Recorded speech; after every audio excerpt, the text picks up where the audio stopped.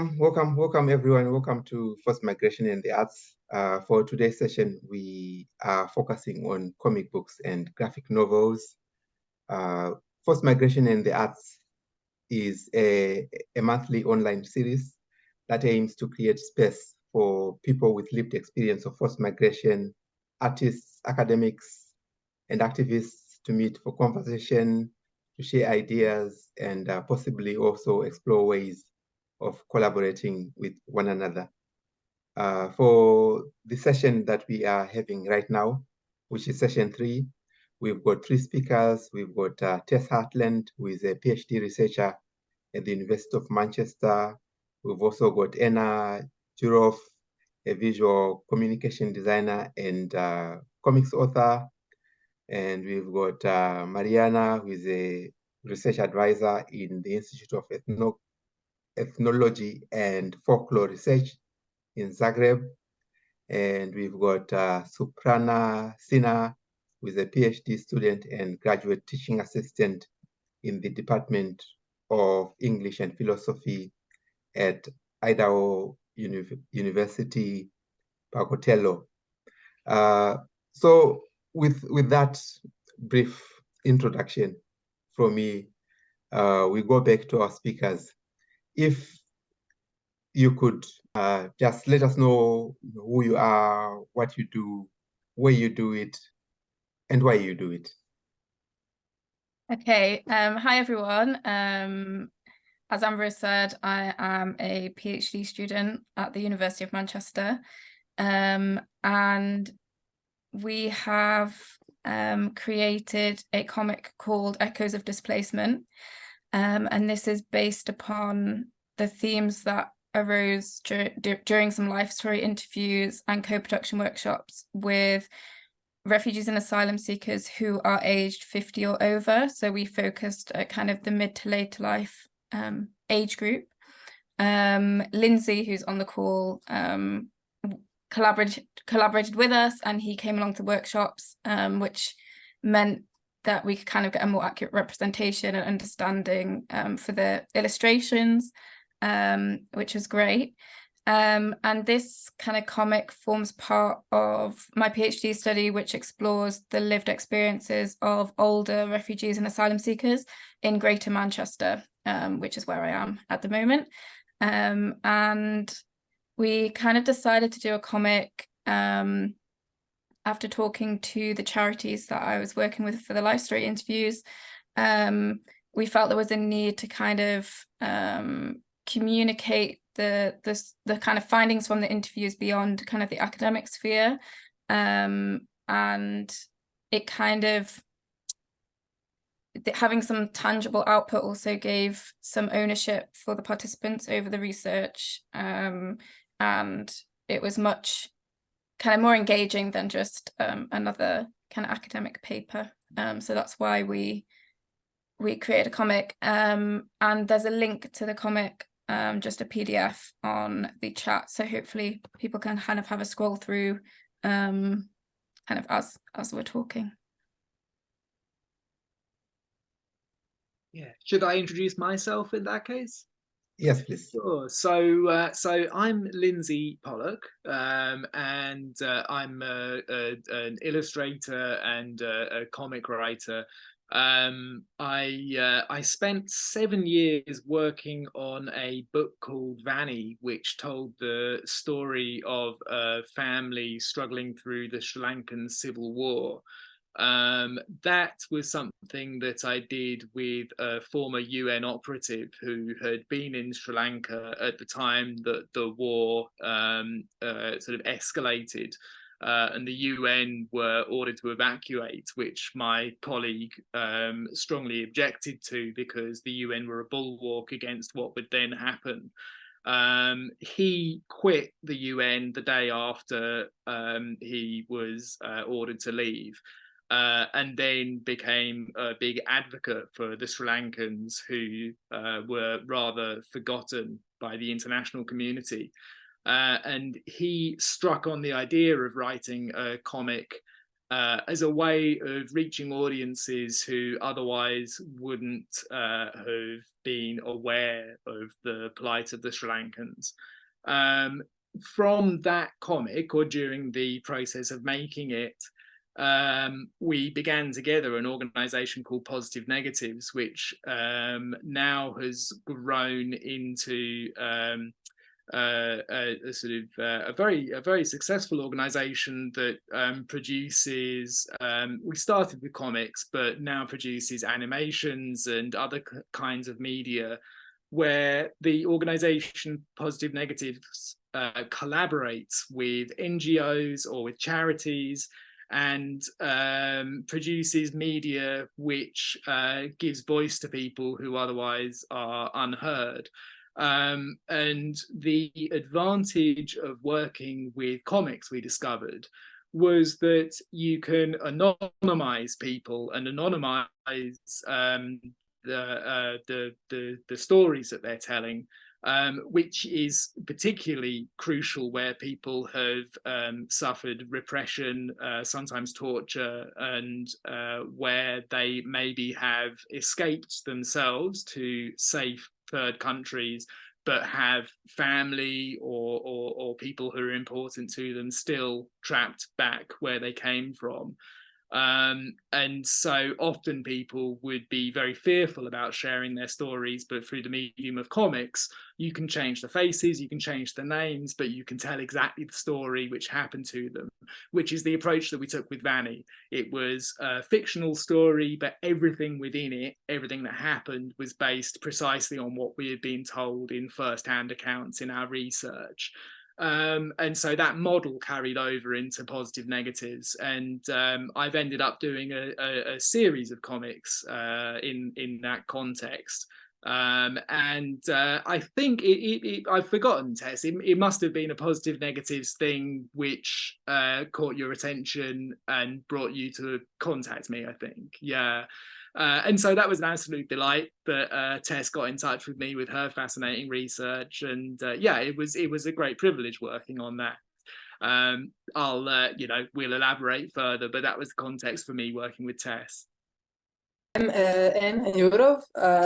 I'm a graphic designer, illustrator, and comics artist from Zagreb, and I come from this punk scene, like underground punk scene, and that's how I came into activism and things. And then I do all these things, illustration and graphic design and comics for the scene. And I will show you some of the things that I did. Like these are some feminist design. I did some illustrations for Theater of the Oppressed for a book they made. And I make some small stickers and illustrations for, like, one is zero waste and the other one is for trans rights. And I also make murals, and this one was about female footballers from all around the world. And yeah, that's kind of different things I do. And then that's how I met Mariana and other people, and how we started working. And then we made a comic together about Madina Husseini. And maybe we'll talk about the comic a bit later, or now in the intro, I'm not sure. Mariana. And I'm Mariana. Thank you, and I thank you, Ambrose, for being here. As you already said, I'm a researcher at the Institute of Ethnology and Folklore Research, or in Zagreb, in the place where I met Anna also. I have a background in literature studies and folklore studies, but in the last decade almost now, I'm doing research in field of migration and border. And I'm currently a lead of a project named European Irregular Migration Regime at the peripheries of EU. I will share screen now. That is possible. If not, I will just skip. And the project gathers researchers from, no, it's impossible. Never mind, I will send the links. So the project gathers researchers from Slovenia, Serbia, and Croatia, interested mostly in ethnographic research of the current situation, so-called Balkan route. Shortly saying the project associates strives to critique, towards critique and engagement, and that's the framework in which I was collaborating on a report about pushbacks done by Center of Peace Studies in 2020, and when we were discussing the format of that report, the idea appeared that maybe a comic could be included in the report, and I took the task to contact Anna. After that, I had the privilege to collaborate with Anna on several times, connected not only to this comic, but to some other things that will come. Within the project I mentioned, we also strive to somehow not only be engaged, but also to go out of the framework of academic research project and dissemination. So we developed what is called ERIM.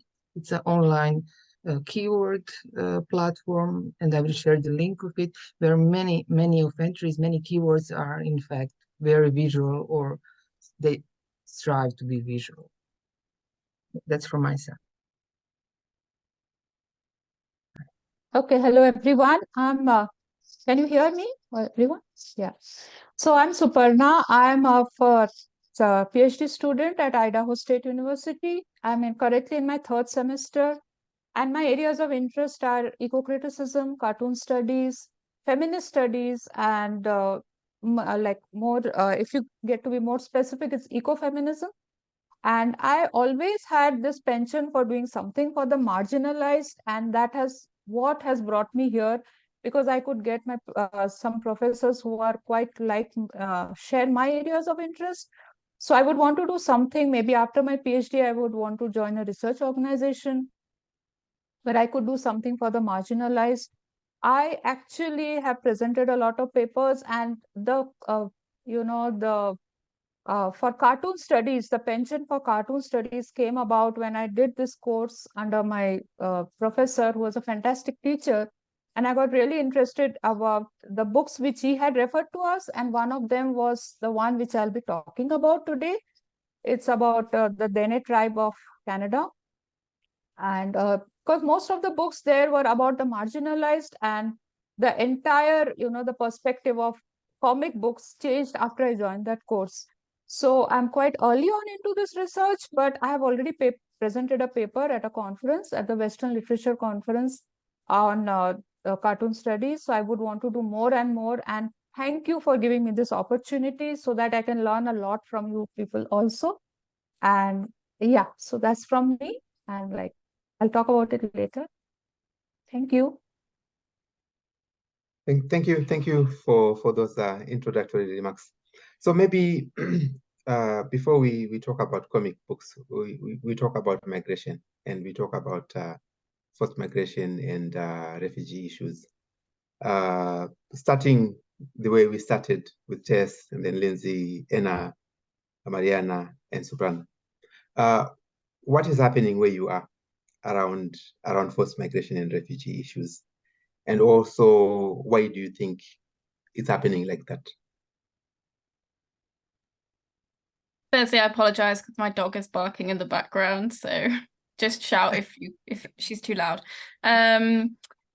Yeah, so in Greater Manchester, there are a lot of kind of civil society organizations and grassroots community organizations that are trying to almost fill the gaps left by the state, particularly since kind of the late 90s, when these more restrictive asylum policies came in.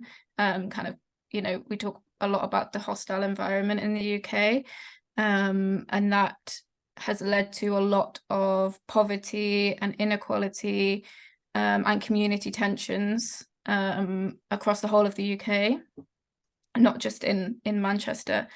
And I guess, there is some minds are changing kind of in the public sphere, and I think there is hopefully more empathy coming from, like, I guess, the ground. But then in terms of top-down approaches, they still, migrants are often still used as kind of a scapegoat for the government. And one of the reasons that I wanted to create the comic was to kind of try and counter those negative narratives that we often see through policy and through the media, and to kind of communicate these real experiences from a population that is rarely heard, not just the refugee and asylum seeker population as a whole, but especially the older migrant population, which is rarely kind of listened to. The support that often is provided by these civil society organizations is quite tailored towards younger people, children, which is great, but often we kind of forget about the people who are aging, and may have different needs, different things that they can contribute. So you've kind of got this support that does exist to a certain extent for refugees and asylum seekers in Greater Manchester. And I think there's around 50 different organisations across Greater Manchester that provide kind of community level support. But on the other hand, you also have a region that's trying to become more age friendly, and Manchester has become one of the leading cities worldwide for age friendly policies. And there is a real movement within Greater Manchester itself to become more age friendly, whether that's with housing, transport, kind of social cohesion, providing different activities for older people. But then there's this gap where those policies aren't tailored towards migrant groups in general, but especially not for refugees and asylum seekers.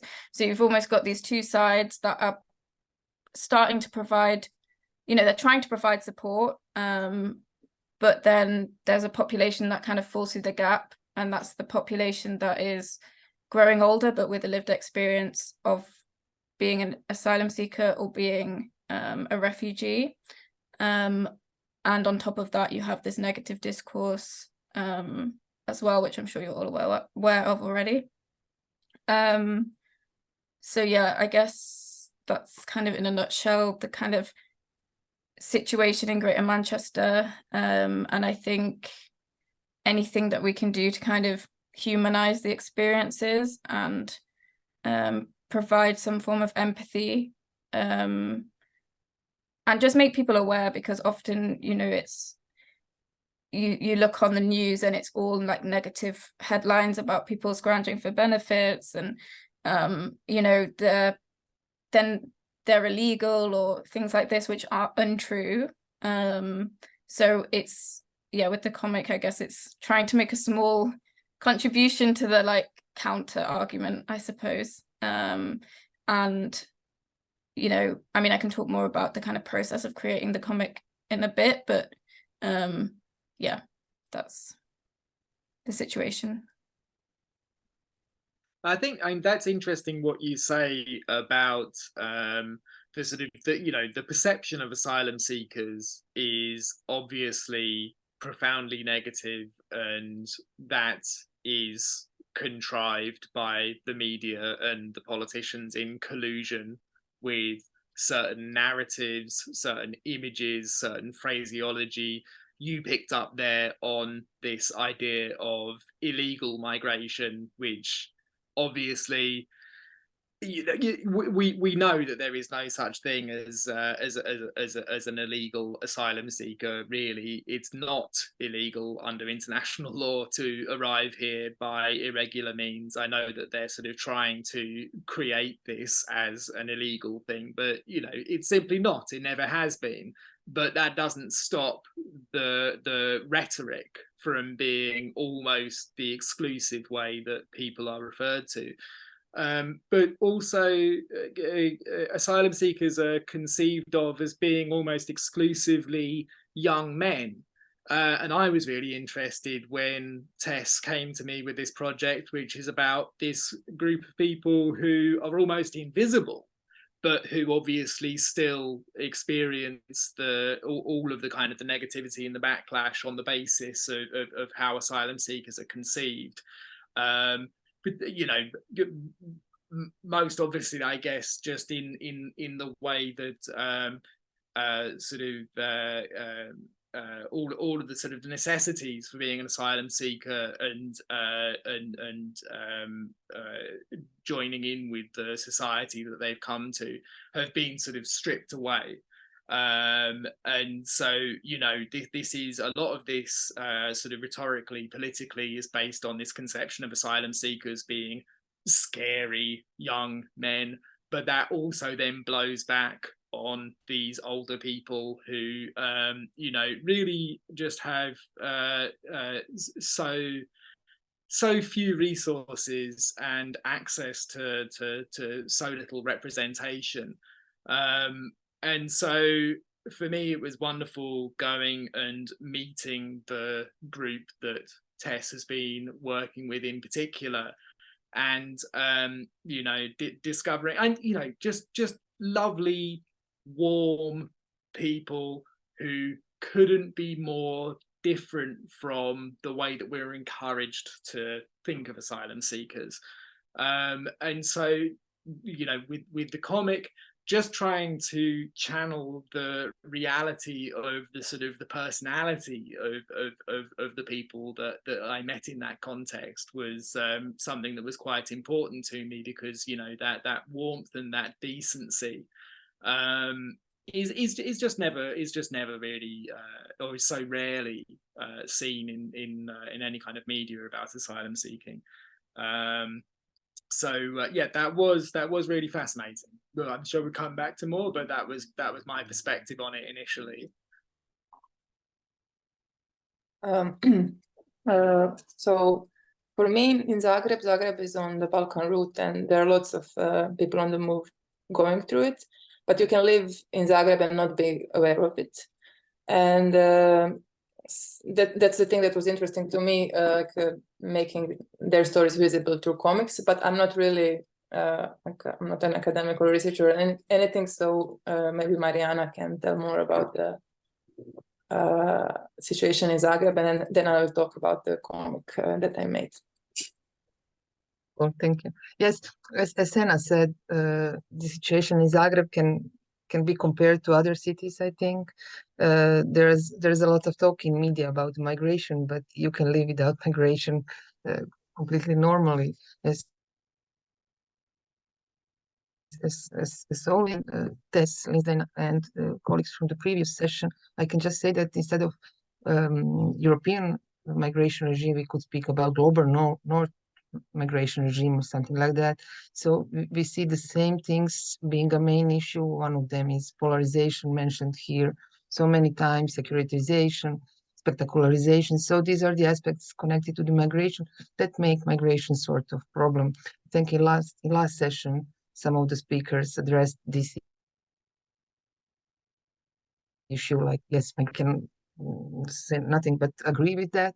But in the same time, since last 7-8 years, me and the other colleagues, we are signing declarations or petitions which insist on the stand that migration is not a problem. So something must be really wrong if the academic community, social science researchers see that something is made in the problem. And I think Tess mentioned migration as a scapegoat, how the situation can be seen, I think. So by speaking about the migration as problem, we avoid to speak about poverty as a problem, about, I don't know, uprooting, war, criminalization of migration. That's at the border as a problem, which are definitely the problems that needs to be addressed. I think there's no need to go now here into details why migration as such is not a problem, why several percentages of a population in the world cannot be those who are carrying the problem of our time. And when you ask Ambrose before what should be done, I really don't know what should be done, but definitely it's change needs to be done. So not only change in discourses, not only change in representations, but change of the whole framework. As always, this change will not come only from law, but it will come. I cannot predict or no, but we can participate in it or not. In any way, I think the work on finding out the new ways of thinking or talking or visualizing migration can or perhaps could contribute to the struggle that is going on. So in a way, the migration itself is changing the current system, which is not accepted as such. Okay, so like I am basically from India, so India is not new to this migration and refugee crisis. We've been seeing this since 1947, when there was a partition between Pakistan and India was formed, and like all of us agreed, like everyone always blamed the people who came into their lands and invaded the spaces, and they thought that they are to blame, but it is not the common man who used to be blamed. He has to look for employment. If he cannot look for employment, he has to beg, borrow, steal. So this is the thing, like it's been almost 80 years in India, but we are still facing the problem. And the states where the refugees got into, right from Bangladesh or from so West Bengal, the state wherein the people from Bangladesh got into and are still getting into because they don't have enough jobs there. And that leads to a lower GDP of West Bengal, and people of West Bengal, they are simply getting into this some sort of an animosity, which are like, it's because of these people, like we are facing problems. It's because of the refugees. But then the refugees never wanted to come. They were forced to come. So forced migration, I would say, is one of the most like biggest evils of the Anthropocene, because Anthropocene epoch, we talk about how it is for the people, for the human beings. But only a handful of human beings take decisions for all of the others. And they're forced to leave their lands for natural disasters. And again, if we think a little deeper, the natural disasters are mostly caused due to human nature. The way you may say fracking is going on, and all of that indiscriminate use of land for infrastructure and development. It does fill a pockets of very few people, and the others are all left to know the ravages of this thing going on. So I feel forced migration is something which has to be very, very seriously thought about. And yeah, that's from my side. Thank you very much. And then one of the things that I've been doing is I've been looking at opinion polls, mainly in Europe and also here in the UK where I'm based. And one of the things that the opinion polls are saying is that, and also what they are showing, is that, and also when you move in communities, what you see is that there is a disconnect between what governments and mainstream media say about refugees and migrants and asylum seekers. There's just a complete disconnect between that view and the view that exists on the ground in communities, at community level, in schools, churches, places where people meet. Why do you think there's that disconnect? We start the way we started. I feel like I need to think about this question more, but I think, I mean, we talked briefly about the kind of scapegoat, and that, everyone, or not everyone, but particularly politicians, look for someone to blame and somewhere to kind of detract from their own problems. And I think, there have been a lot of shifts across the whole of the global north in terms of the there's been a shift to the more right ways of thinking, and kind of rising inequality as well. And those minority at the top are becoming richer, and really they don't care about the people at the bottom. And I think thinking about the UK's case, I think we're almost seeing the same tactics from the colonial times in terms of divide and conquer. If we try to create these tensions within communities, then they will be too busy fighting amongst themselves to realize just how gaping this inequality is, and how the country is being destroyed, really. The health service, education, things like this.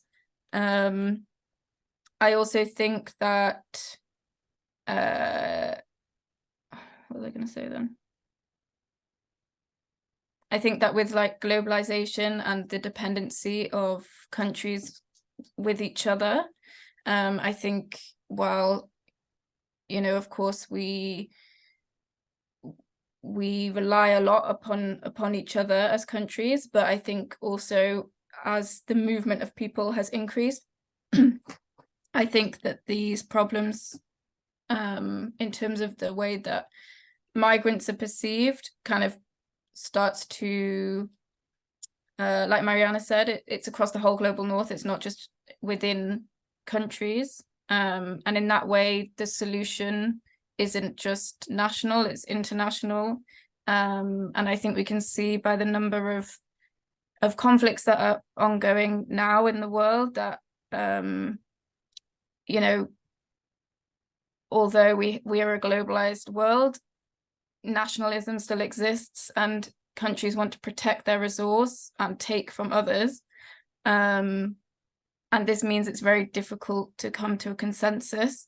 And it's just this constant kind of competitiveness, I think, between governments, between countries, and that then forgets the ordinary people and the citizens and what's best for them.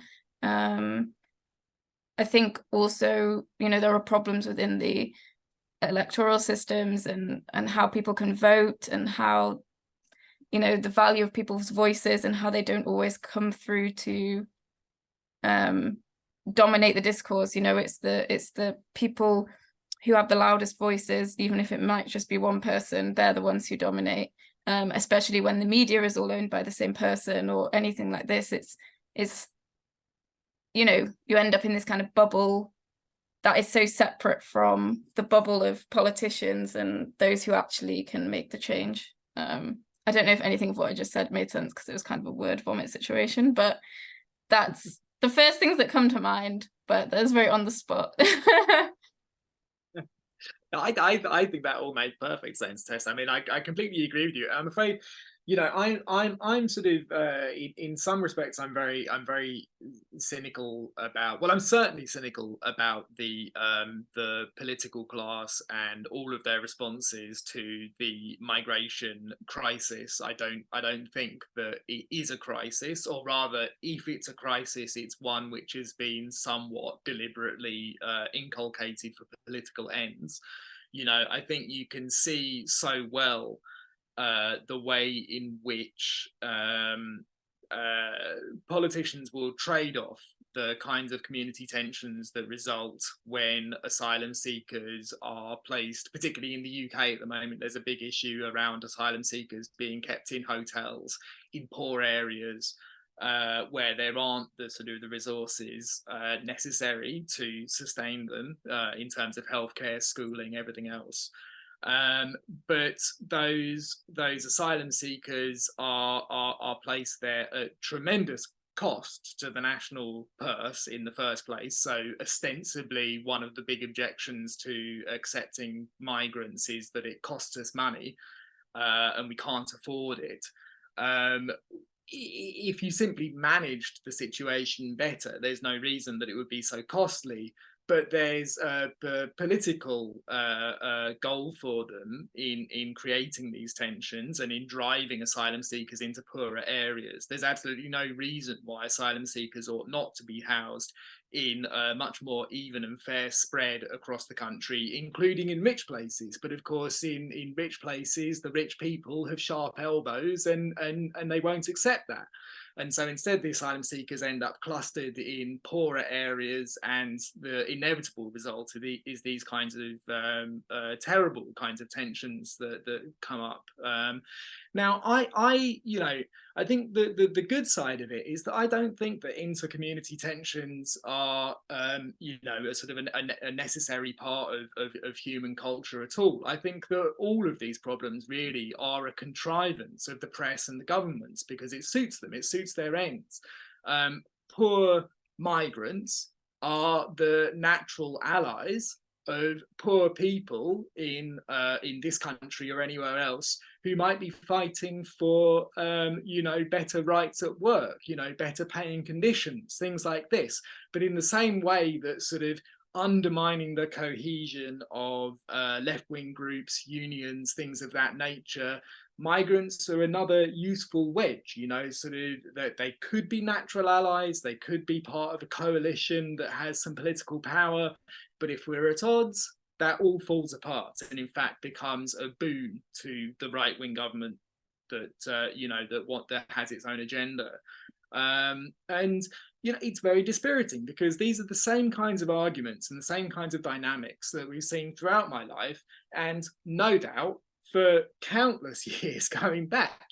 It's this sad thing that year in, year out, you see the same playbook from the politicians. And I think that it is because there is this kind of collusion between politicians and the media, essentially the establishment, if you want to call it that, and they really are, they have the same agenda, and we are absolutely going to hit a crunch point relatively soon, because climate change, the situation with all of the different wars around the world, is going to just, it can only push ever greater numbers of people, will be displaced.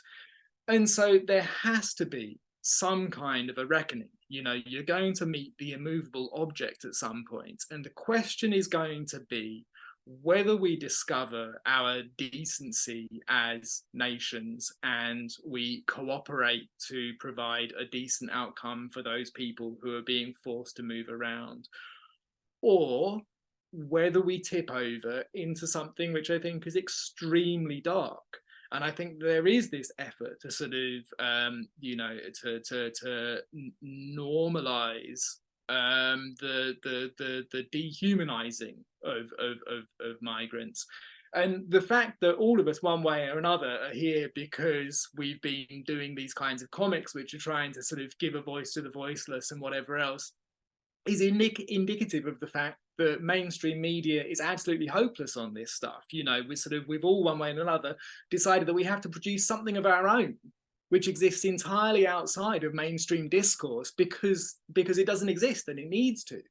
So it's in the scheme of things, it's small fry what we're doing, but I do think it's a sort of a necessary step, and one that maybe, I think that sort of the gradual kind of growth of alternative media does provide some hope, but it's a real race against time, I think, to counter the prevailing narrative. So it's my take. I will jump in because Emma and we had just a short chat and agreed. So I will just say something general, and then we will come to the comics that Emma made. It's really hard to answer on these questions. I think it could be answered from many angles, and the answer will be more about not migration, but about the society who is so obsessed with such a phenomena. I think migration as a complex phenomena somehow, yes, get into discussion many aspects and many things, but also as a phenomena that is mostly in shadow, mostly hidden. If we are speaking about Croatia as a transit country, criminalized even, it's really easy to speak about somebody who is not present. So in that way, this connection comes as really like not unexpected, but for me it's really unexpected. How long does it last, this debate without the referent? And for me, it's even exhausted, I think, that everybody knows and everything about Dublin system, new pact or whatever, although these are only legal frameworks of the everyday living. And when Anna and I were chatting in the background of this talk, we commented, we asked how we will answer this question, and the idea was to say that the idea behind the comic Medina that Anna made comes from this connection that you, Ambrose, mentioned. So in the public arena of Croatia, Medina, 6-year-old girl from Afghanistan who died during a pushback, was not present in any sense except on some special occasions. And even the recordings of her death from the border, so from the cameras at the borderline, were not available. In that terms, the making of comic of that event that was invisibilized during the process of keeping migration in shadow, let's say, is something that was our attempt to make this connection at least a little bit smaller. Thanks, Marianne.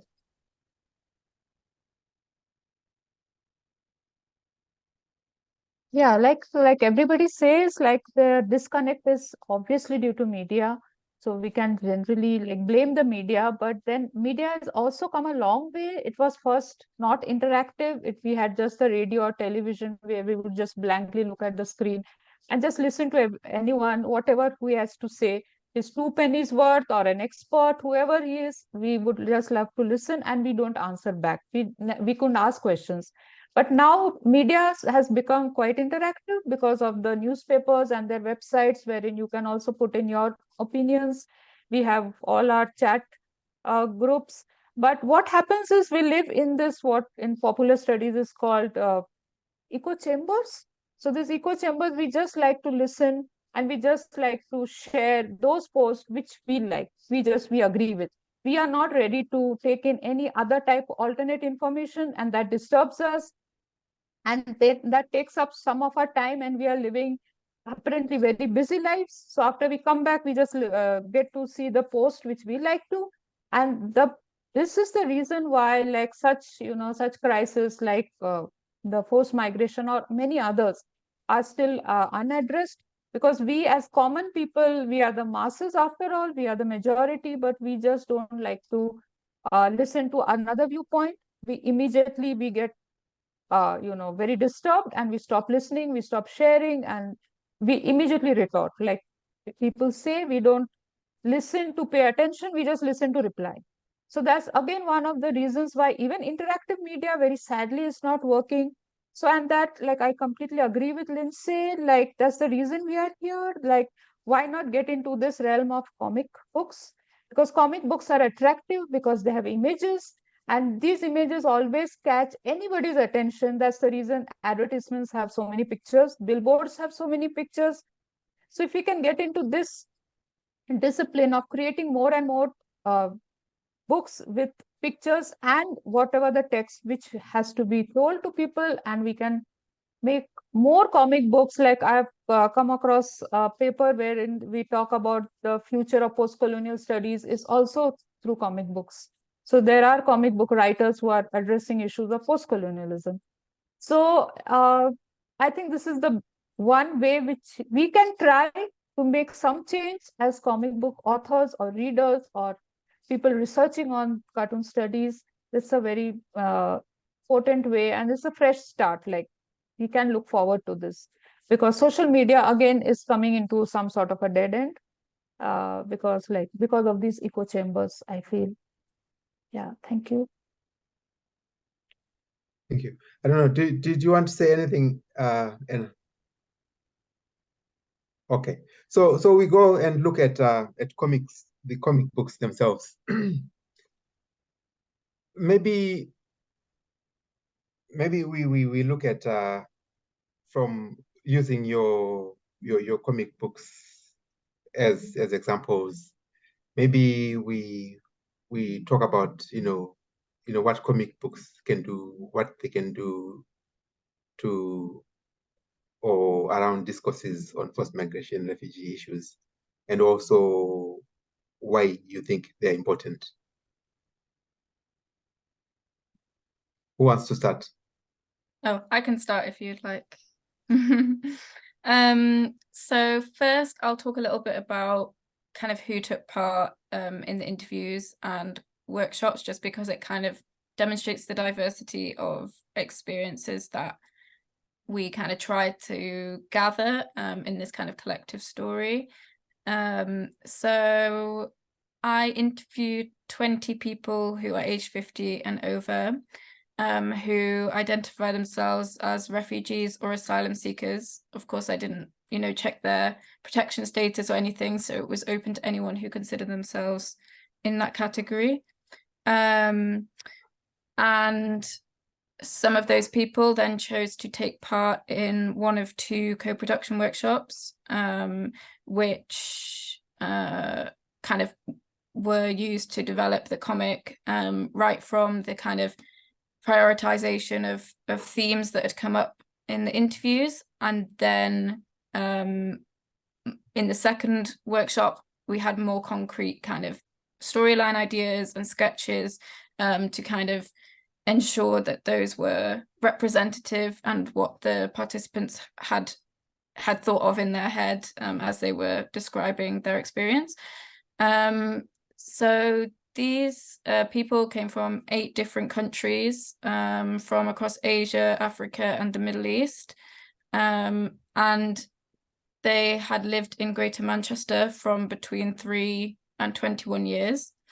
For my research, I am particularly interested in people who have lived in the kind of Greater Manchester region for a minimum of 3 years, because I'm looking at their kind of experience living in the city and their interaction with the urban environment, hence the kind of that bracket. And I'm sure everyone involved in this kind of subject has a similar challenge of kind of recruitment in terms of chatting to people, and how understandably often asylum seekers are quite mistrusting of institutions, of interviews, because in the UK case, it really reminds them of the Home Office interview, for example, and this kind of interrogation. So this is why I chose to do a life story interview, where the interviewer is quite passive, and the participant can really lead the discussion. So it was in an office of a local charity who most of the participants had engaged with before. So I kind of tried to make it as comfortable and familiar as possible. And I think that was really essential.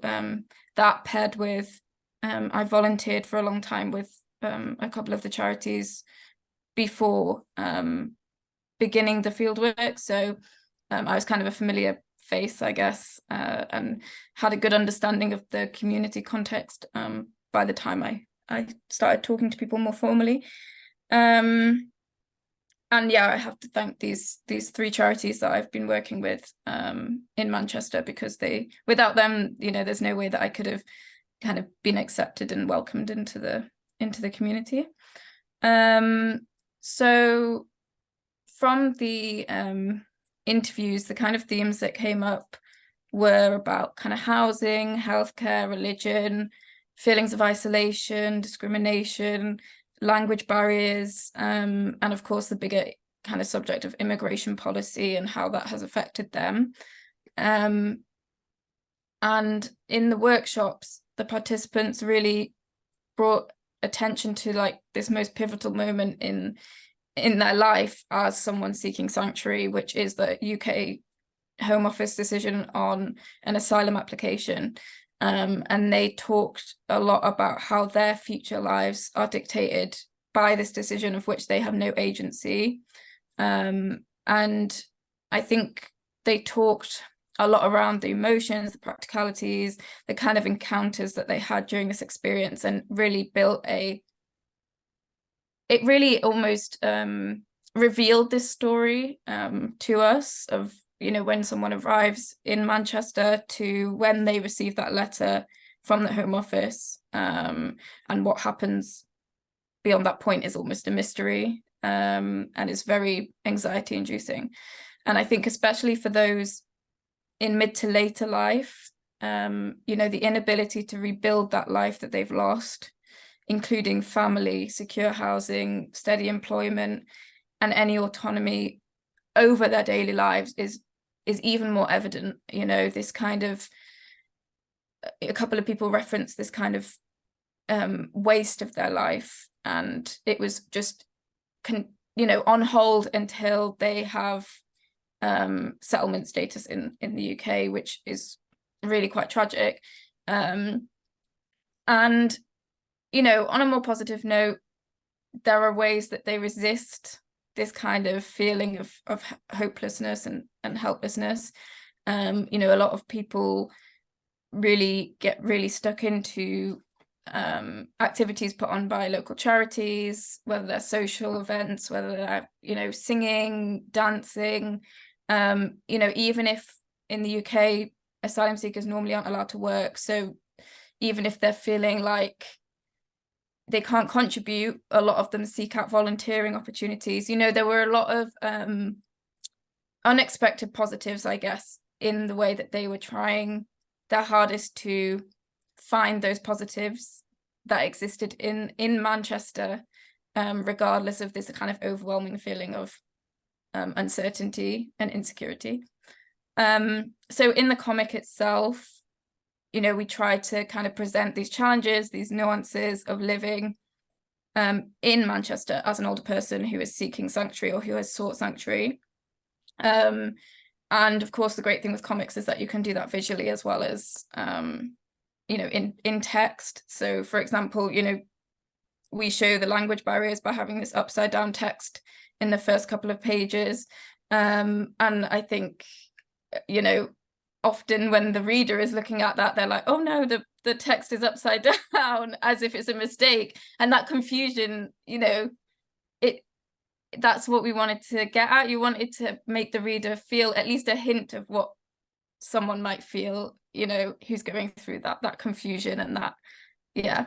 And then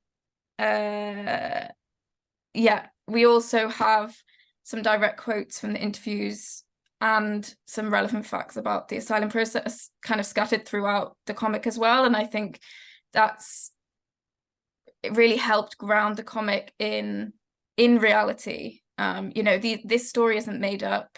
While it's a fictional collective story, these events and experiences have come from real life. And then in terms of providing these facts as well, we did want to kind of raise awareness and educate people and encourage people to go out and look more into this subject, apart from the comic itself. And we have started to collect some feedback on the comic, both online and in person. We had kind of a launch event for the comic back in June, around Refugee Week, and we invited the participants, the wider refugee and asylum seeker community, the charities that took part, academics, members of the public, and it was such a lovely event because it brought together people who perhaps haven't met before and who may have not met in another circumstance. Of course, it allowed people to pick up a copy of the comic and talk about it. There was food, there was singing, and it was a really positive occasion. And I think the participants really appreciated this welcome almost and positivity. And it was quite interesting because while of course during interviews every participant was very conscious about confidentiality and privacy, as soon as they saw the story they were pointing out who they thought they were in the story. Of course I wasn't going to say, but they were trying to find, almost validating their own experience through the story. And I think having a physical thing to kind of like show people and share, and they seemed really happy with it, which was a relief because of course you never kind of know how these things are going to get received, especially from the people who have contributed.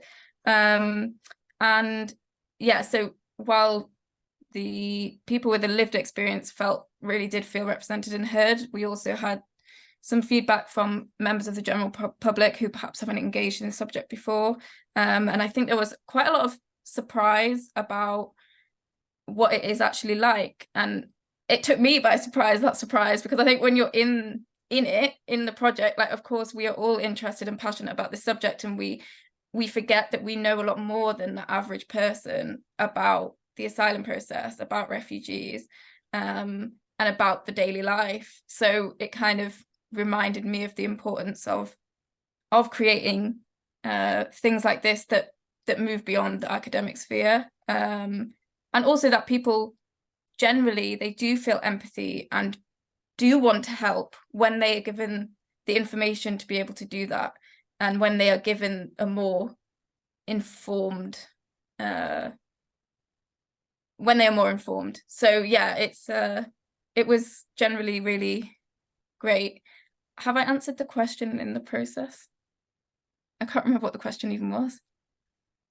You're doing fine. You're doing fine. The question was around comic books, why they're important, and as part of that, and what they can do for discourses around forced migration, refugee issues. So you're answering the question, and also your own experiences. That yeah. Yeah, I Could guess. ask a question? Oh, sorry. Could I ask a question? I mean, I'm finding this very, very interesting. I don't do comic books. I'm a very useless artist at that point. But I mean, I get this, all the people that I do research with, we always do art and stuff. But I would just like to know, when you're doing these comic books and you're telling people stories, how do you feel about your positionality within this process? Where do you place yourself? And what kind of, what is the attitude towards this? What do you kind of feel about that? I mean, I'm going to be doing some research in Marrakesh and Morocco, because I was in the earthquake when it happened and stuff. So I'm like an insider outsider in a way, but there's still an issue when I do it, this whole power dynamic. And I just wondered how you get around that within doing the comic, because you have not been a refugee and been there and suffered that. I got a bit of it when I was like in the anti-apartheid and had people come around my house and inside my house and all sorts of things, but not to the extent that the women I work with have had. But just this whole issue of positionality and race and your experiences as opposed to their experience, and how and why are you doing it? For what reason? And that was, I mean, these are discussions I had with my PhD student, and her work was very much with the women. It was all about the women, and so yeah, so that's what I wanted to know. I thought just ask you about that.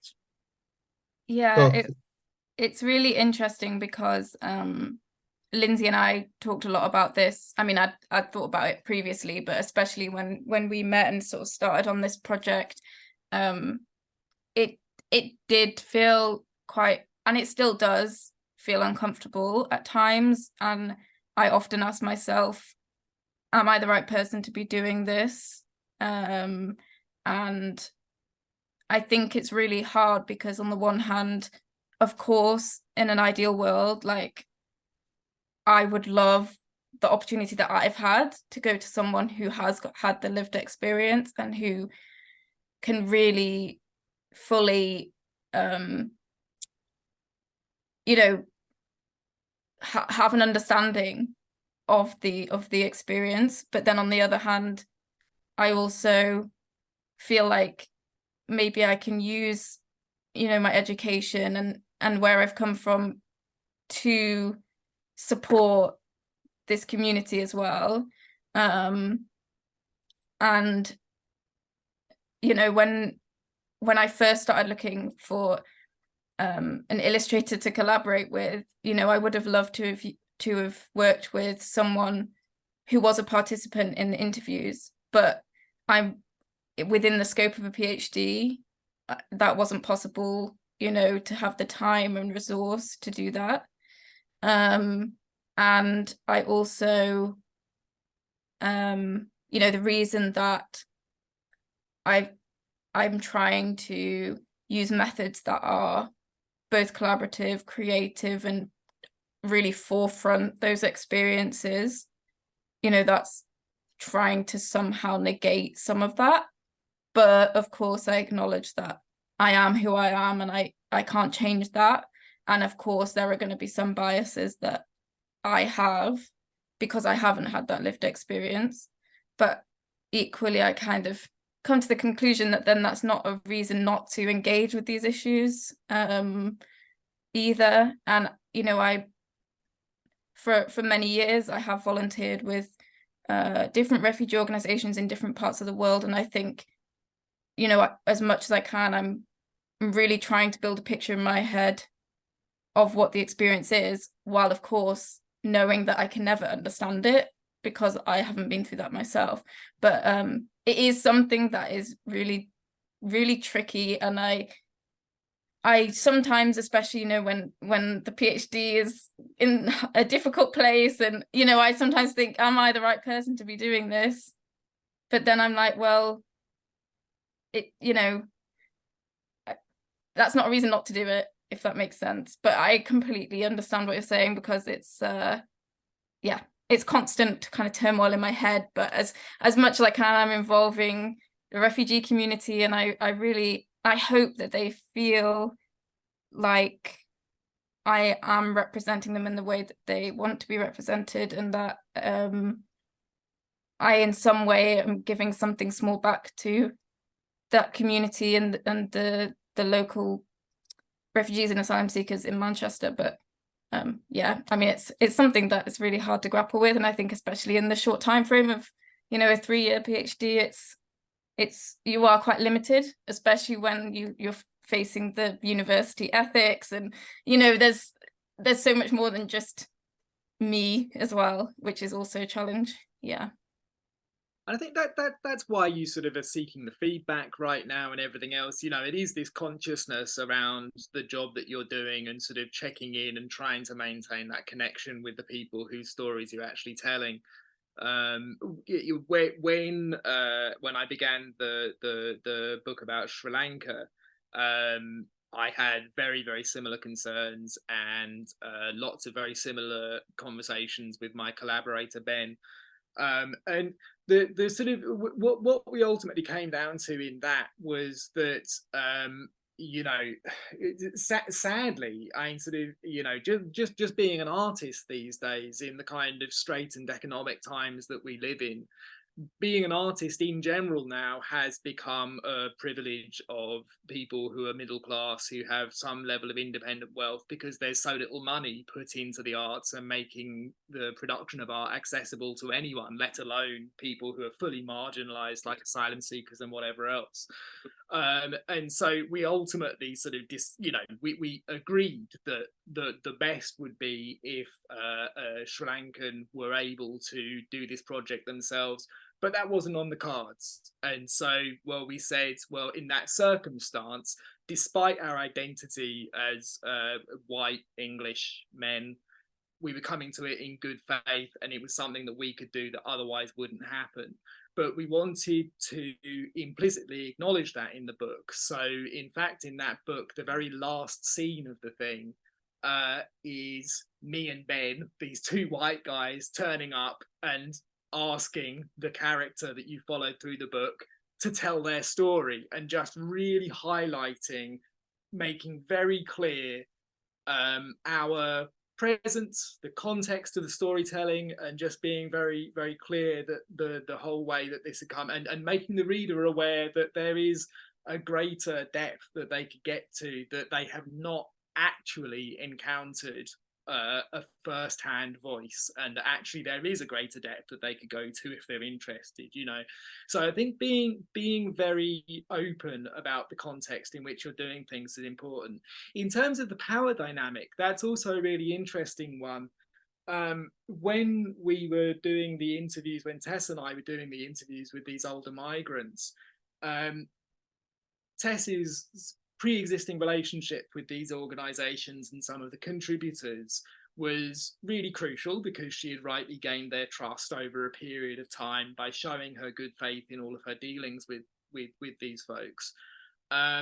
Even still, when we were asking them questions about, you know, describing their accommodation and things like this, I had the impression that they were hedging a little bit. They you know, they didn't paint too dire of a picture of their living circumstances, and the living circumstances of asylum seekers in England, you know, we know are very bad. The provision is appalling, and I felt like there was a touch of caution in the way that they were speaking about things, which felt like maybe an echo of the way in which they would have been speaking to people who held their asylum claims in their hands, that they didn't want to be too frank, you know, in seeming to complain about anything, that they were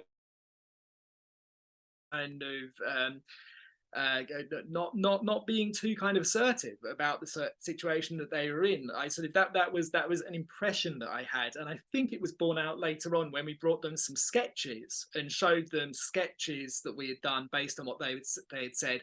And at that point, I said, is this what your asylum accommodation is like? And some of them said that worse. And I kind of, you know, there it was, you know, sort of there is this sort of, and so those power dynamics are just always there. They're always there. It's really, really difficult. But, you know, you just have to be cognizant of them, acknowledge them, be open with them, with the people that you're speaking to.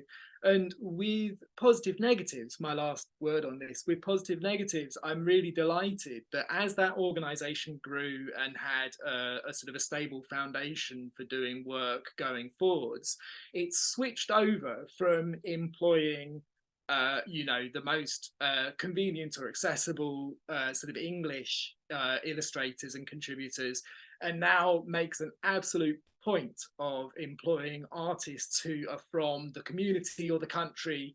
I mean, where possible, it's not always possible, but wherever possible, giving the opportunity to an artist from the marginalized community in question to be the one that does the work. And so, you know, that's the ideal, but it is really hard to get there because everything costs money and time and everything else. And the sad fact is, you know, it's something of a privilege to be able to do this kind of work because it doesn't pay very well. You know, and so, you know, you need to have some degree of independent means just to be able to do it, unfortunately, in the first place.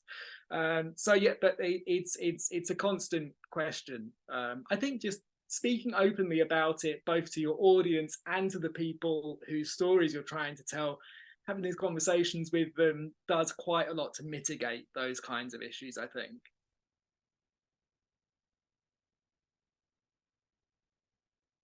Thank you for that. Yeah. Should I speak about Medina now? I'm going to share my screen. Sorry, Bev, we'll come back to you. We'll come back to you. Sorry. Okay. I was too fast. So this is the first two pages of the comic about Medina, and this comic and another project that I did with Mariana, we were working with stories of people who are no longer with us because they were killed. They were killed by the European border, and we didn't have many information about them. They obviously can't do an interview with them. You can't make a documentary. You can't really hear their story, and we had to imagine like a lot of it. we had some, like, you have a Facebook photo here, you have some small text there. And so with this comic, I was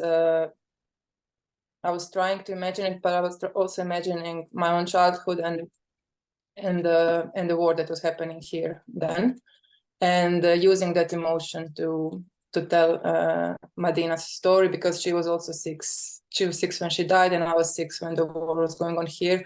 And then I tried to use that to, yeah, tell the story. This is the second 2 pages of the comic. And then I think this comic was important because yeah, we could use the visuals elsewhere. We could project them on this fountain in Zagreb for the World Migrant Day, and then it was in a museum of contemporary art in Zagreb in a really big exhibition about comics, and it was also published in some anthologies. And also we use it as a visual on actions and protests, because we want Madina to stay present in Zagreb, like a memory of her, not just like in a comic, but maybe square or a playground or something. And yeah, and this is another project that I did with Mariana and also Sama Banic and Women to Women Collective, who are a migrant collective in Zagreb. Also people who died on the border, also like I had no stories or info on them before drawing them, and then the women from the collective weaved their portraits. And this one over here is Madina, that was also in the first comic. Yeah, so I don't know. That's what I had to say about my work. And that's a wonderful use of your work, just by the way, like that's so creative, like that idea of sort of using it as, you know, as sort of signage to be held up in sort of public space, you know, that's wonderful, because sort of how you actually get it out there and reach people is something that I always kind of wrestle with, and that's really creative. I like that. Thanks.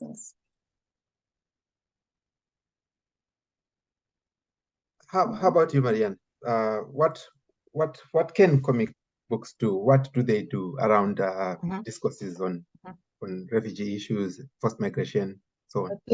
I think that Anna just showed us. It's, for me, it seems that it's not a question of knowledge or sharing the information, because in these days I think we are not lacking the information. We lack the perspective.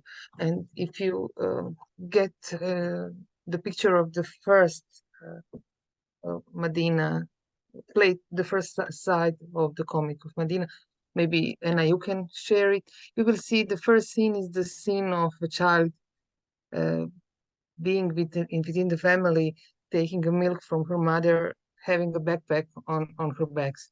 So this perspective is something, I think this is really enriching the knowledge of what is happening.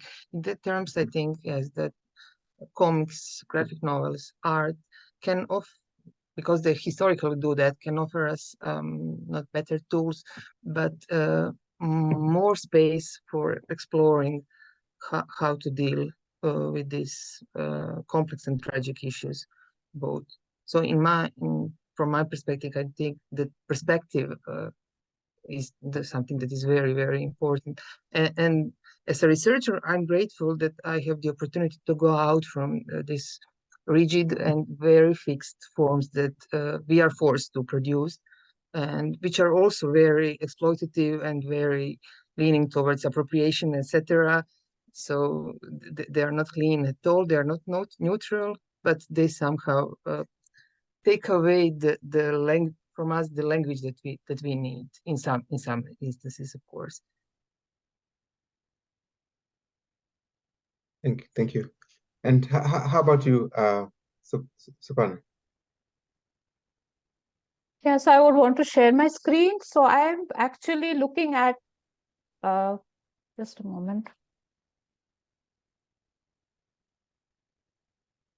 I'm looking at this particular work by Joe Sacco, and it talks about the forced displacement of the Danish children who were, who are victims to the fracking issue which took place in their land. So I would want to it's written by Joe Sacco. He always writes about the contemporary topics which affects the world.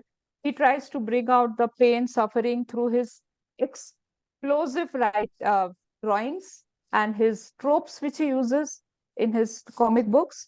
And he talks about the cultural genocide which these people had faced, the Dene tribe, due to fracking. And if you want to know a little bit about fracking, I just did a little bit research about fracking. It is also known as hydraulic fracturing. It's a technique which involves the high pressure injection of the fracking fluid into the rocks to get natural gas, petroleum, and brine, which comes out. So because of this, what happens is the fuel prices go down, is good for the economy, but it's very bad for the environment. So the people who are against this fracking, they really talked about how it harmed the environment, how it really, led to a lot of birth issues, women issues, because they gave birth to still children, and also there were psychosocial hazards. But Joe Sacco, he doesn't talk much about this. He talks about the forced, displacement of the Dene children, which happened because the people, the Hudson Bay Corporation, which had come for this fracking, they had come and they had displaced all these children, and they were separated from their families, from their parents, children as young as 5-year-olds, 6-year-olds, and they were forced into Western education and the Western way of life.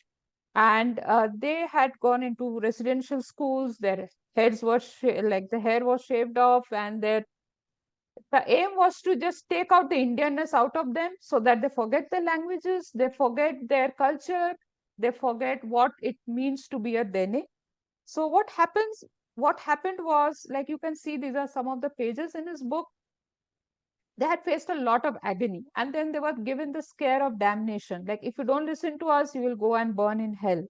So what happened was, these children, very young children, they resorted to vices like substance abuse, alcoholism, and some of them even committed suicide.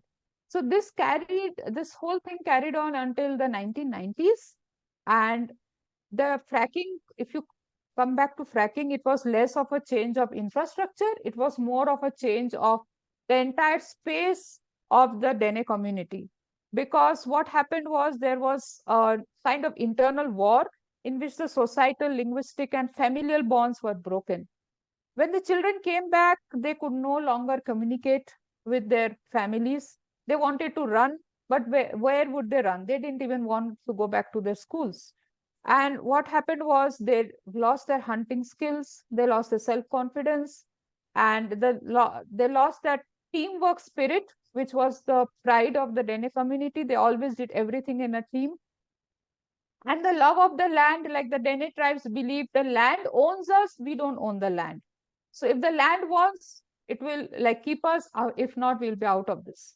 So what happened was, because of this displacement of the children from their parents, it was the rates went up, the suicide rates went up, and even Sacco quotes from a coroner who says that 97% of the deaths he investigates are alcohol related. Adults and even children drink not socially but deliberately to black out. So what happens is, in this particular book, I feel it's a masterpiece. It's a profound graphic narrative, and he's concerned with how racial subjugation, how environmental damage are caused by the Anthropocene. And he also interviewed many people there. He stayed with them. And you can see the narrator in most of the pages. The narrator is not Joe Sacco. The narrator is another person called Paul Andrews. And what happens is, he talks that he interviewed many people, Dene people. One of them said that when you take something from this land, when you kill because they are hunters after all, when you kill a moose or you fell a tree, what do you do? You give it something. You give it water, you give it tobacco to atone for your sins. But he believes that the fracking people, they extracted oil from the Dene land, they traded in beaver fur from them, but they did not give back anything. What they gave back was arsenic. So that was something very emotional to read about, to know about. this sort of temperament in this era wherein we are for the people, by the people, we believe, but it doesn't really happen. So if I just wanted to quickly go through some of the tropes which he uses.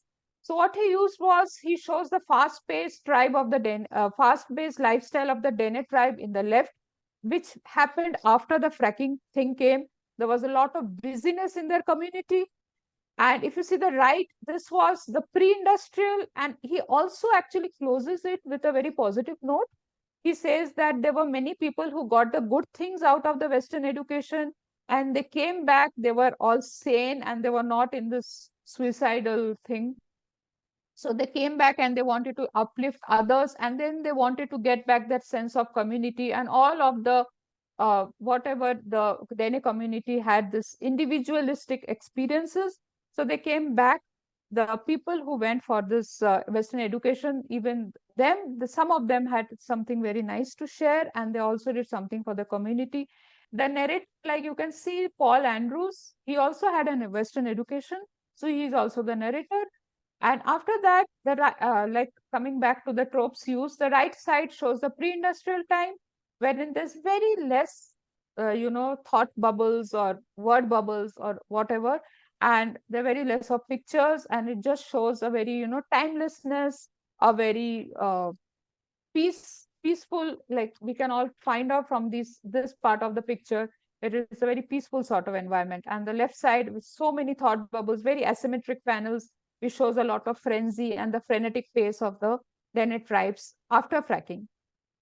And if you can see here, like the thought bubbles he again uses, the pages which have many panels there, they also have very small word bubbles. This shows that there's a lot of noise.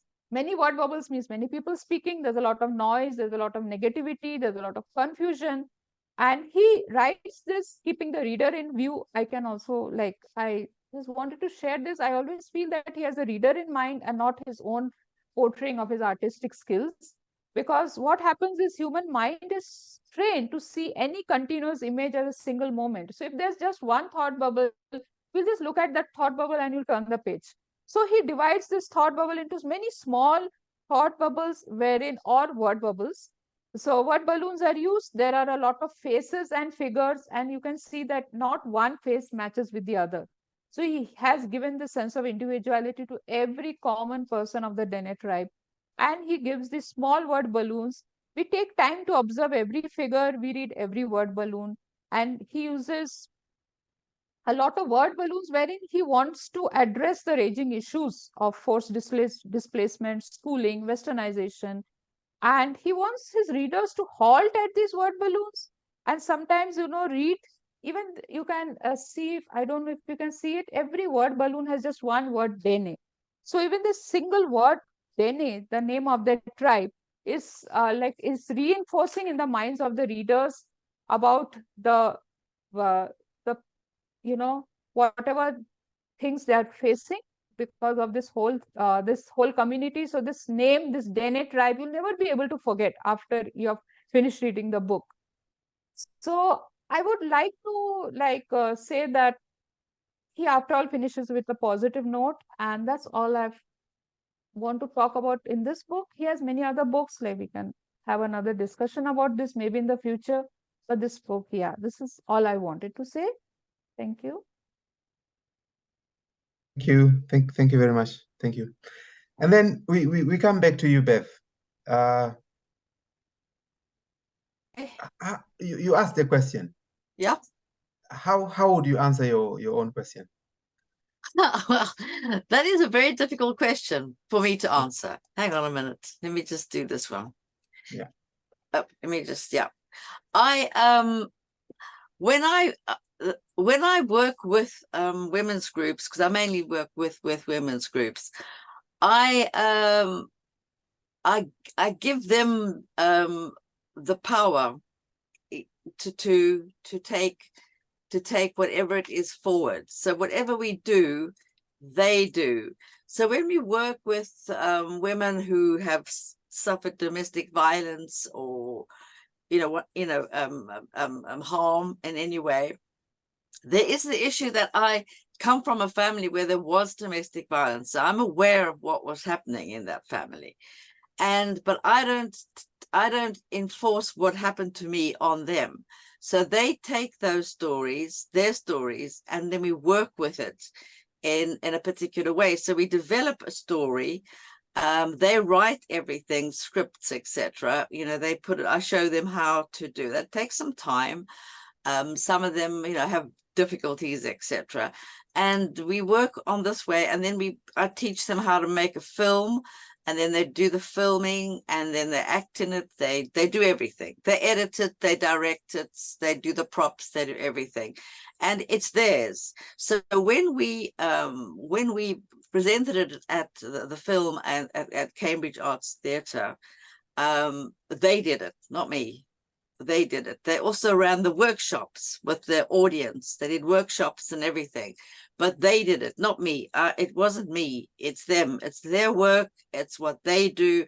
And for me, that is the way I feel. I need to work with various groups of people, and it's the same way that I worked with you know, when I was filming in Soweto with the children and things like that. It's a very difficult sort of, for me, it's a very difficult sort of something to work around. And when I worked with let's say when I worked with women who'd just come out of prison, the same thing. I mean, I haven't been in prison, but I have had quite a lot of contact with the police via anti-apartheid movements, etc. But I haven't been in prison as such, you know, but I've been in prison, but I haven't been in prison, if you know what I mean. I've been to prisons.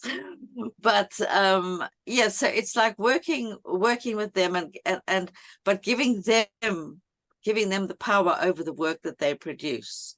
So, and that's what very much is how Lee worked with, you know, we had a lot of chats about this and how she worked with the women. It was their photography, their history. They took the photographs. They did the exhibition at the Ferens for international, for the Freedom Festival, for International Women's Day. They told their stories.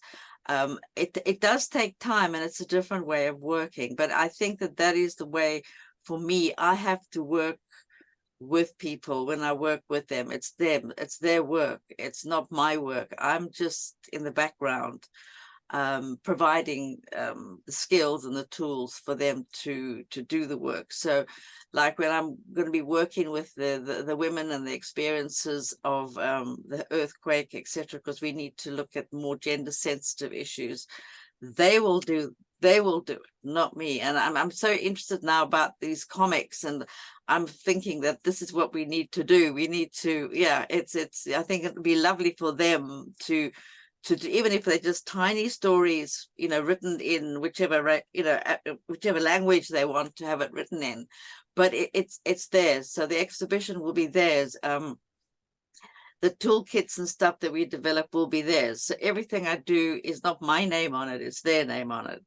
And that's the way, like even when I edited this book and working with people from all over, it's their work, it's not my work, it's their work. And I think it's because I just feel, I kind of feel that it's so easy for white people to take control.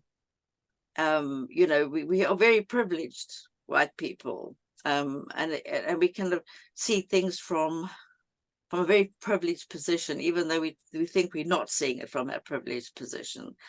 And I think we have to be very cognizant of this when we're working with very, very vulnerable groups. So the women that we worked with, you know, who were refugees, they did not want to be seen as a refugee.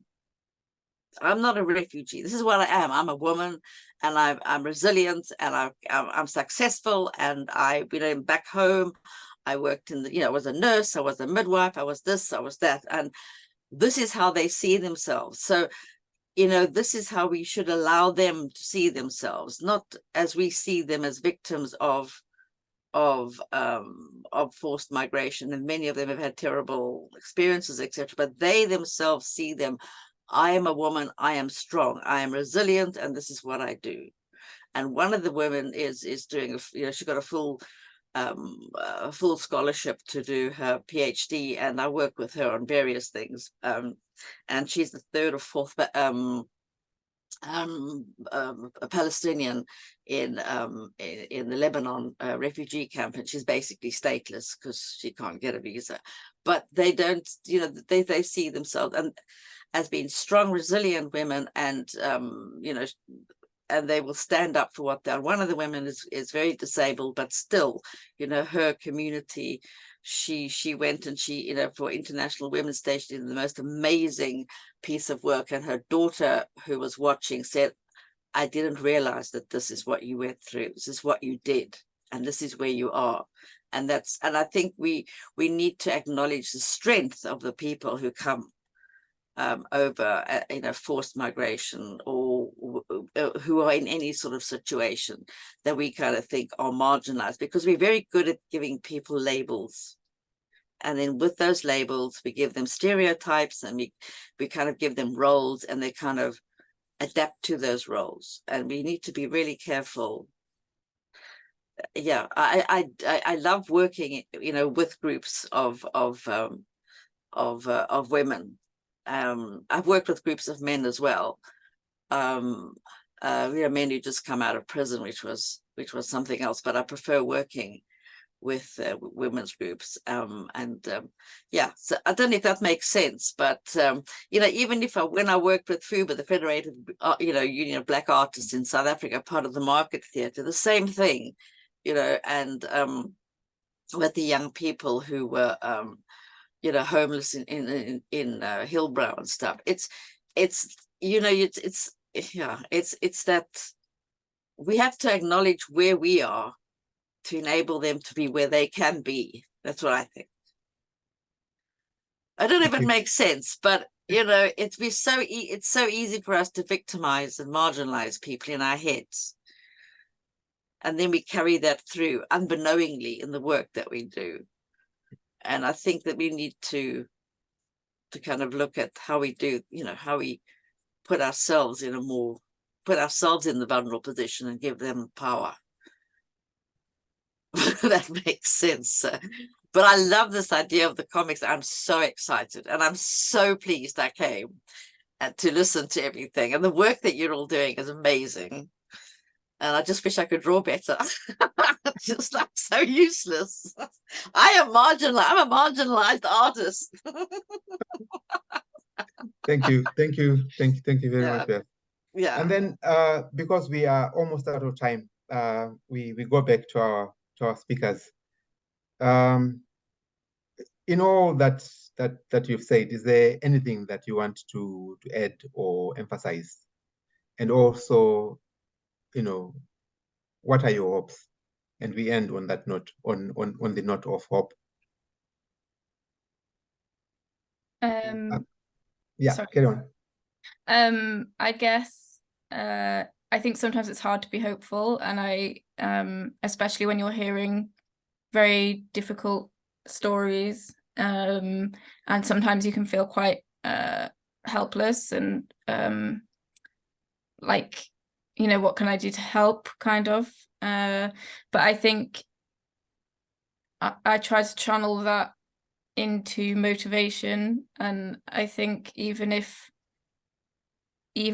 we're contributing just one small thing, I think, you know, you can't underestimate the power of civil movements and civil society. And I would hope that by shifting the perceptions of non-migrants to be more empathetic and to humanize people who have faced forced displacement, hopefully, you know, the voices of the masses will be louder than the few at the top. And that's how I try to motivate myself to, you know, continue to, yeah, work with these groups and listen to their stories. And I guess, like what Bev said about kind of providing the tools, I think that's a really nice way to put it. And, you know, if I can use my education and privilege to kind of be the tool to raise those voices, then I feel like I'll be happy. Yeah. I just want to Well, I must thank everybody, because I think that I've just had the most wonderful time. I've missed the middle part because I had to do various things, but I must say I'm very happy that I came across this, and thank you to all of you very, very, very, very much. And one day when I do my own comic, I'll let you know. Absolutely. If you're interested and inspired by the idea of doing comics, I would definitely go for it, because it sounds wonderful, the filmmaking stuff that you've been doing, and that's powerful in so many ways itself, and the collaborative nature of filmmaking is so lovely. Yeah. But the beautiful thing about comics is that the price of entry is so low. You know, it's a pencil and a piece of paper, so it's the most accessible. You know, the way that football is the most accessible game all around the world. So you just see the ball. Comics is really, you know, it's an art form which anyone can do. And I've done workshops with refugees and asylum seekers, and it's what people have to get past is that feeling that you have of I can't draw, because you really can. You really can. You know, if you put your heart into it, it doesn't let matter. me just tell you, I really can't. Well, I can't sing, but everyone tells me that everyone can sing, and I can't sing. But maybe people can. I don't know.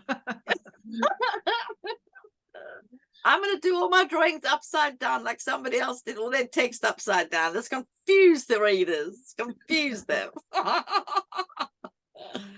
Oh, well, thank you very much indeed. Thanks. It's been really wonderful. You're doing amazing work, amazing work. I would also like to thank you and share my hopes that we will meet again, but not necessarily in the same context, in the same future. So thank you. Thank you. Thanks everyone. It was really nice to hear all your stories, and I would like to say that really anyone can draw, and I encourage you all to actually do more workshops, like comics workshops with people, and then they can tell their own stories. I think that's the best thing we can do. Yeah. Thanks everyone. Yeah, actually, like my feelings are quite ambivalent. I believe with Tess also, like, yeah, we cannot be too hopeful. We have to be realistic. But again, I feel some sort of discussions like these, or more and more, if more and more graphic authors come up with their ideas, and even if they cannot draw, if they put their heart to it, like where you are talking about yourself, I think we can really make a change in this world. And I'm a firm believer in the butterfly effect. Like you start, and you don't know how it happens. You just do it. You just do your part, you do your bit, never get into that syndrome that whether I am a good fit. If you feel like doing it, you just go all out and do it and let the universe take care of it. So yeah, I would want to end it in this note. And I'm very thankful to all of you to have, because I'm not a primary, I'm just a researcher here. I've not created anything, but I wish I can. I really appreciate all of you, like the way you have been doing firsthand, like interviews and jobs. I never got an opportunity as yet. I hope I have. Yeah. Thank you. Thank you. And how about you, Lindsay? What? Well, I mean, I agree with it. I mean, I certainly agree about the butterfly effect, and I think that, you know, all sort of movements in a positive direction are, you know, a mosaic of talents. You know, you sort of you've always just one tile in a much bigger picture, and so you should never feel hopeless about the smallness of your own contribution, because, you know, it's part of something larger. I think that my thought about comics is, you know, we've had one of our comics at Positive Negatives placed in The Guardian quite early on. And I sort of thought, oh, well, that's good. And then I kind of thought, well, is it, you know, sort of how much difference does that make? You know, the average Guardian reader kind of, you know, it's like, oh, that's interesting on a Saturday afternoon or what have you. And what we really wanted, and which we haven't succeeded in doing yet, was we were saying, well, it's all very well having this in The Guardian, but this needs to be in the Daily Mail. This needs to be somewhere else, you know. And that's my kind of focus for the future in terms of this type of work, is how can you find ways of sneaking it in front of eyes that wouldn't typically see this kind of material anyway. And I think that one good thing with comics is that they can be used in various contexts. And so some of our comics have been used in the classroom. Some of them have been used for specifically political campaigning work by NGOs. And so I think that's something which is really interesting to me and optimistic to me, is that comics can kind of sneak in, you know, and you put a comic under someone's nose, regardless of what their pre-existing disposition is. If you have a comic in front of you, you almost can't help but read it because it's visual. And so just by looking at it, you've started, you know, and so that's a kind of superpower with a comic. And so it's really just where they get presented, I think, is the next dimension with this stuff, where you find ways that you can push it out there and get it under noses that would be worth having it under. But I also just want to really thank everyone so much. I said it again, Tess, thank you for letting me know about this. I'm delighted to meet everyone. It's so fascinating what you're all doing. So this was magic. Thank you. Lindsay, are you advocating for us to do coercive comics then? Oh, absolutely. Absolutely. That's sneak into a lot of the bigger work and just slot it onto the shelf, you know, just get it out there. Yeah. Are you watching out for you, Lindsay? I'll go and look at the comic sections. Yeah. So on that note, I'll say, you know, thank you to our speakers. Thank you, Tess. Thank you, Lindsay, Mariana, Anna, and Suprana. And thank you also, Bev, and to everyone who attended the 3 sessions that we had today. The next event, or the next set of conversations in the series, is going to focus on festivals. And it's going to take place on the last Thursday of next month, which is November. So if you know anyone who organizes festivals that include or involve people with lived experience of forced migration or refugees, you know, please ask them to get in touch. They can get in touch with me at civicleicester@gmail.com. So on that note, I say once more, thank you, and have a wonderful rest of your day or evening, depending on where you are. Thank you very much. Thank you so much. Thank you very much. Thank you. Thank you. Thank you. Bye-bye.